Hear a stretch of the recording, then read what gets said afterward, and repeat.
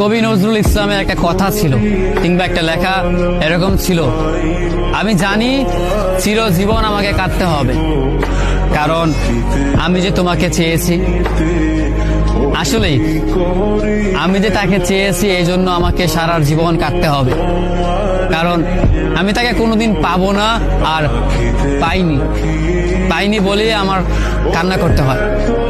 তাকে আমি প্রচন্ড ভালোবাসি বলেই আমার কান্নাটা আসে, তাকে আমি আমার করে পাইনি বলেই আমার কষ্টটা হয়।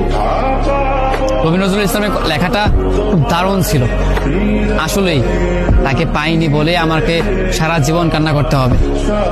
যদি সে আমার এই ভালোবাসাটা বুঝতো, আমার এই অসীম ভালোবাসাটা বুঝে আমাকে একটু বলতো যে আমি অন্যদের মতো কখনোই তোমাকে ছেড়ে যাব না, তাহলে বিশ্বাস করুন পৃথিবীতে হয়তো আমার চাইতে সুখী মানুষ আর কেউ হতে পারতো না।